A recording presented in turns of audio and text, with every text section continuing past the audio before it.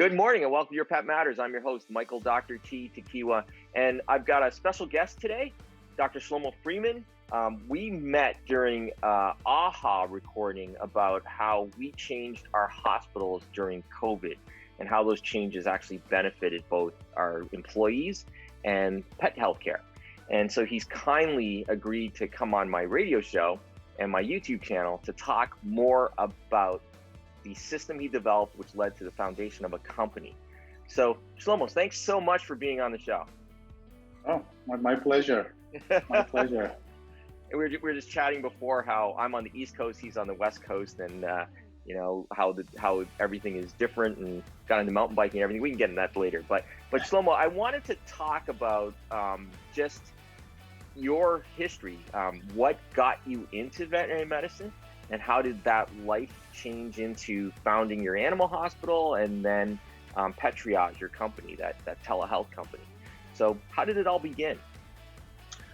Well, it all began, of course, like most of us. As a kid, I grew up in Israel and I was very much into animals. But I was really always attracted into this puzzle of having this triangle type of relationship between the pet parents, the pets, and the veterinarian, and trying to solve medical problem, but in the context of pet parents, of their abilities, their priorities.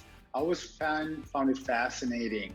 A lot of the medical stuff is really the process. It's a step by step. It's relatively speaking, a lot of it is straightforward. But of course, the clients are always different in their understanding, their priorities, abilities, and so on and so forth. So I always found it fascinating. And then, graduated from vet school on the East Coast, moved to the West Coast after practicing a little bit in Syracuse, and then established my hospital. Another layer of creativity and fascination for me is trying to run a business with all the challenges of running a business. We could do a whole show on that, right? Exactly. and of course, still having the relationship with the clients, balancing staff needs, all these puzzles to solve. Some of them are not necessarily unique to the veterinary business. I always found fascinating. That's interesting. Have you always wanted to be a vet? Like from your youngest memory, have you thought about doing that? Not really, to be honest. I know a lot of people knew they wanted to be a vet. I really wanted to be a zoologist, and actually graduating from vet school, I got into a PhD program to try to do infectious disease and wildlife. But my wife told me I already had 2 kids. She said, enough schooling. It's time for you to, get a job. So get a real job, right? Yeah, exactly. No, I can relate to that. Being a professional student is fun. Right? That's very much fun. Going to the real world. And so did you, in vet school, did you have a particular track you were interested in? Or were you thinking of specializing, or did you always think of ownership? No, I just didn't think about the business side of things. I really wanted just to practice veterinary medicine, small animals. Yeah. After working for other people for a few years, I realized that I wanted to do things differently. I learned from a lot of the people I worked for, and I wanted to create kind of a unique type of a hospital, small but yet progressive and cutting edge.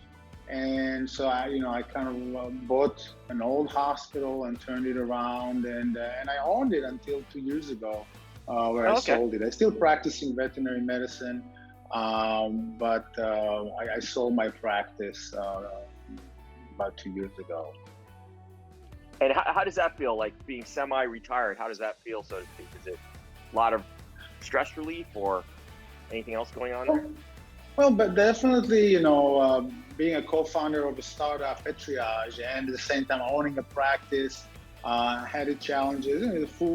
Two full-time jobs for a long time. So there's a little bit stress now, less stress, more time for mountain biking, and of course I can remote, do a lot of the work remote. But I still practice, not full-time. So that's still a lot of fun. Ultimately, I love, just practicing veterinary medicine, doing surgery. It's so versatile and it's just fascinating to me still after doing it for almost 30 years. So all of these experiences kind of led me into creating Petriage, and we can get into it later. All the things that uh, got me to start thinking in these terms of creating technology, which I never, did before. I mean, it's about 6 years ago.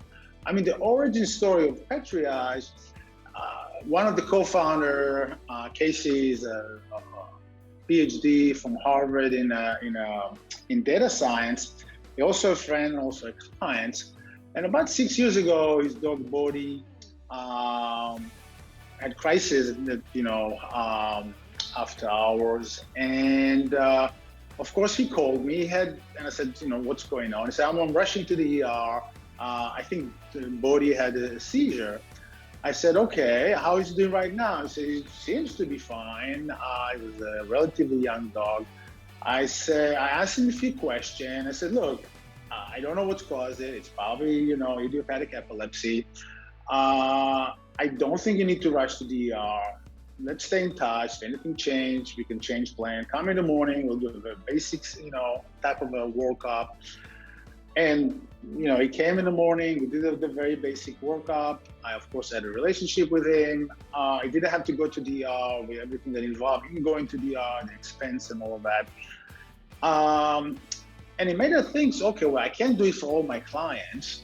Why can't we create something that help clients assess urgency? Not a diagnosis, but, assess urgency. Because everybody going on Dr. Google, everybody is going up and down the internet, trying to find a diagnosis for whatever is happening, come up with whatever theories with a pet. But really, what we want to know is how urgent it is as a vet. And that's how we approach these cases when your friends and relatives and clients, interact with you remotely. No, that's great. And I think it's an excellent point that you brought up about Google. We always joke that, Dr. Google doesn't really have a veterinarian degree, and yet there's a lot of information out there. So I think it's very important. And the urgency, I think that there's a lot of colleagues of mine who will get, text messages or whatever from some clients, and sometimes you can't tell the urgency based on what they're saying because they don't really have, strong knowledge base about what it is. So that's phenomenal.